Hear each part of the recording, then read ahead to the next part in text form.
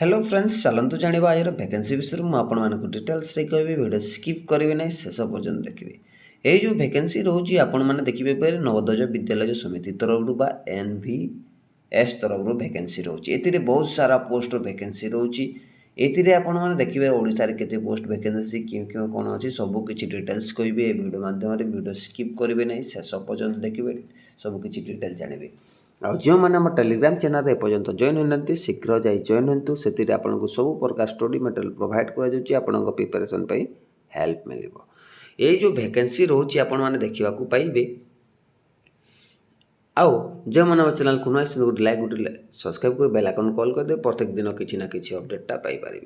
ये जो वैकेंसी आसूँ आप देखिए नवोदय विद्यालय समिति तरफ ए 1377 गोटी पोस्ट वैकेंसी रोचे। केते 1377 गोटी पोस्ट वैकेंसी आसी। मेल फीमेल समस्ते आवेदन करेंगे कौन प्रोब्लेम हे ना। केमी आवेदन करेंगे ता प्रोसेस मुझे वीडियो स्किप करेंगे नहीं शेष पर्यटन देखिए सबकि डिटेलटा जानीपारे केमी आवेदन करेंगे ता प्रोसेस कहि। लोकेशनटा ओडिशा रे रहिबो। जो एप्लाय मोडटा रहिबो ऑनलाइन रे एप्लाय रहिबो। एतिरे जो पोस्ट वैकेंसी रोचे आपन देखिबा पाई बहुत सारा पोस्ट वैकेंसी रोचे आपण मानको देखिए। एतिर आपको 1377 गोटी देखो फीमेल नर्सेस 121 गोटी पोस्ट वैकेंसी रोचे। असिस्टेंट सेक्शन ऑफिसर 5 गोटी रोचे। तापर एडल्ट असिस्टेंट रोचे एतिरे 12 गोटी पोस्ट वैकेंसी रोचे। जूनियर ट्रांसलेटर ऑफिसर 4 गोटी पोस्ट रोचे। लीगल असिस्टेंट गोटी रोचे। स्टेनोग्राफर 13 गोटी पोस्ट वैकेंसी रोचे। ता सहित देखो ये आपको कंप्यूटर ऑपरेटर 2 गोटी जूनियर सेक्शन ऑफिसर रोचे 381 गोटी पोस्ट वैकेंसी रोचे। तापर चैटिंग सर्विस रोचे 78 गोटी पोस्ट वैकेंसी। इलेक्ट्रॉनिक्स कम प्लम्बर 128 गोटी पोस्ट वैकेंसी रोचे। एवं लैब असिस्टेंट 161 गोटी पोस्ट वैकेंसी रोचे। तापर देखो ये मेस हेल्पर रोचे 400 के 400 आप देखा पाइबे 442 गोटी पोस्ट वैकेंसी देखा पाइबे। एवं MTS 19 गोटी पोस्ट वैकेंसी रोचे। यही सब पोस्ट मिसिकी टोटाल आप देखा पाए 1377 गोटी पोस्ट वैकेंसी रोचे। बुझिले ता सहित देखो एज लिमिट कौन। एज लिमिट मिनिमम 18 होइतिबा दरकार मैक्सिमम 40 होइतिबा दरकार। आपण माने आवेदन कर पारिबे कौन प्रोब्लेम हेबो नाही। ता सहित एजुकेशन क्वालिफिकेशन खोल 10th +2 डिग्री डिप्लोमा ITI जदि आपण करिसेंती आवेदन करि पारिबे। एथिरे फ्रेश कैंडिडेट एक्सपीरियंस कैंडिडेट आवेदन करि पारिबे। फ्रेश कैंडिडेट आवेदन करि पारिबे जदि आपण जदि दक्षता अछि 10th +2 +3 डिप्लोमा बा ITI बा डिग्री करिसेंती आपण माने एथिरे आवेदन करि पारिबे।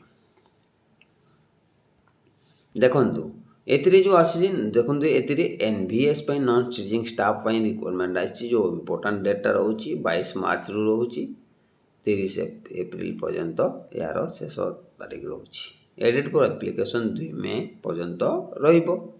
चलतु जानिबा यार ऑफिशियल नोटिफिकेशन कौन मेंशन होछि केमी आवेदन करबे ता प्रोसेस आम जानिबा। देखंतु फ्रेंड्स ये हूँ तार ऑफिशियल नोटिफिकेशन जोटा हूँ नवोदय विद्यालय समिति तरफ वैकेंसी रोचे। ये देखिए सबकि डिटेल्स रोचे। आपड़ देखिए जो पोस्ट वैकेंसी आपको कही सबकि assistant officer adult assistant legal assistant junior translator officer stenographer computer operator chatting survivor juniors एमती सब पोस्ट वैकेंसी रोचे। बुझिले ए पोस्ट वैकेंसी रोचे मेंशन कराई आप चेक करदे। फीमेल मेल फीमेल समस्त रोचे। ए क्यों क्यों कैटेगरी क्यों पोस्ट वैकेंसी रोचे आप देखिए UR के WS के OBC के SC के ST के टोटाल पोस्ट के सबकि वैकेंसी आपण देखा पाइबे। देखो ये फीमेल फीमेल जो nursing staff vacancy UR ABC अच्छी। तापर असिस्टेंट के अच्छी असिस्टेंट UR ABC के अच्छी एडल्ट असिस्टेंट के अच्छी जूनियर ट्रांसलेटर ऑफिसर के अच्छी सबकि मेंशन कराई आप चेक कर हिसाब से आवेदन करेंगे। आपण पोस्ट खाली अच्छी तो ताबले आपण मैंने आवेदन करेंगे सबकि चेक करेंगे। 13 प्रकार पोस्ट वैकेंसी रोचे। एथिरे आपको कहीदे मुझे आगुरी कहीदे देखो फीमेल नर्स जो फंक्शनल्स रिक्वायरमेंट रोची SST सबकि देखिपारे जोटा स्टेबिलिटी कैटेगरी से तो बैकवर्ड डिसेबिलिटी पिला रोची बुझिले ता सहित देखो ये जो विभिन्न प्रकार पोस्ट देखो post of the eligibility criteria कौन रोची female staff nurses post code 1 रोची एतिरे आपन को देखा पाइबे एतिरे पे स्केल्स ऊपर एज लिमिट केते अछि 44 देखो 44,900 रु 1,42,400 पर्यंत रोची बुझिले ऊपर अधिका एज लिमिट तापर एजुकेशन क्वालिफिकेशन BSc ऑनर्स अछि नर्सिंग अछि बुझे तापर असिस्टेंट एथिरे देखो सैलरी केते रोची पे स्केल रोची 35,400 रोची एथिरे एजुकेशन बैचलर डिग्री केवल +3 पास करथिले आपण माने एथिरे आवेदन कर पारिबे तापर ऑडिट असिस्टेंट रोची ऑडिट असिस्टेंट रोची ऑडिट असिस्टेंट एथिरे क्वालिफिकेशन बीकॉम रोची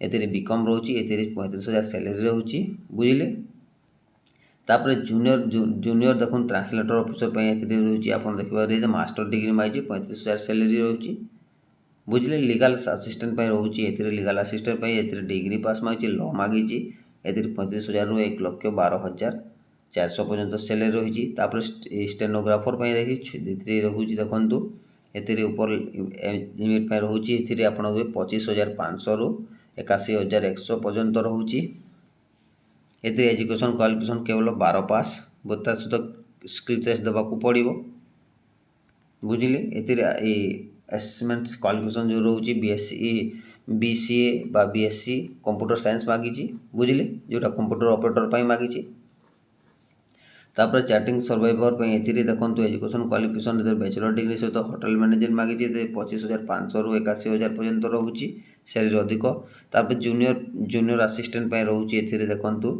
एथिरे सेकेंडरी जोटा 10th पास करथिले मध्य एथिरे 10th +2 पास करथिले मध्य एथिरे आवेदन माने आपण माने आवेदन कर पारे 19,000 रु 63,000 पर्यंत सैलरी पर मंथ आपण देखिबा पाइबे एथिरे देखो जूनियर सेक्रेटरी जो असिस्टेंट मागिची एथिरे देखो एथिरे 19,000 सैलरी रु अधिक 63,000 पर्यंत एथिरे सीनियर बा +2 जो पास करचंती आपण माने एथिरे आवेदन करि पारिबे तापर देखो एथिरे आपणको इलेक्ट्रीशियन कम पेम्बर रही रही 10th पास करते आवेदन करेंगे एथिरे जो 19,000 रु 63,000 सैलरी रोची लैब अटेंडेंट रोची एथिरे आपणको 10th पास रोची एथिरे 18,000 रु 56,000 पर्यंत सैलरी पर मंथ आप देखा पारे तापर एमती सबकि देखिपारे मैथ्स हेल्पर रोची देखो एथिरे आप सैलरी मैट्रिक पास करते आवेदन करेंगे 18,000 रु 56,000 सैलरी पर मंथ पाइपारे एथिरे एज लिमिट आपन कहि 18 रु 40 पर्यंत होइतले आपन माने आवेदन करि पारिबे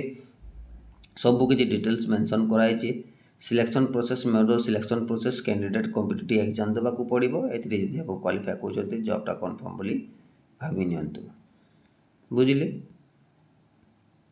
ता सहित देखंतु आपन एथिरे आपन को सीटी कोटा देखिबे जो एग्जामिनेशन जो मे भी चेंज स्टेज रहइबो कॉम्पिटिटिव एग्जाम जो रहइबो नोटिस रही देखो ये आपण मैंने देखा पाइबे ओडिशा रे आपण ओडिशा के देखो भुवनेश्वर राउरकेला ब्रह्मपुर संबलपुर बारिपदा कोरापुट ए स्थान मानक छटी स्थान आपण एग्जामिनेशन सेंटरटा रहिबो आपण ए स्थान मानक जॉबटा पाई पारिबे बुझिले ये सब प्रोसेस अनुसार आप चेक करदेवे आप क्यों जगह पकड़े से जगह आपन को एग्जामिनेशन सेंटर देवाक पड़ो से जगह आप जॉब भी पाई पारिबे ये थिला प्रोसेस आपन एग्जामिनेशन सब जो रोची एथिरे आपन देखि पारिबे जो सिलेबसटा रोची आपन जो सब किछि चेक मध्य करि पारिबे वीडियो बहुत लंबा हो मु शॉर्टकटली कहि दोची आपन मानकु एटा सिलेबसटा आपन माने देखि नेबे ता सहित चलंतु जानिबा केमिति आवेदन करबे ता प्रोसेस मध्य मु आपन को डिटेल्स रे कहिबी वीडियो स्किप करिवे नै शेष पर्यंत देखिबे सब किछि डिटेल जानिबे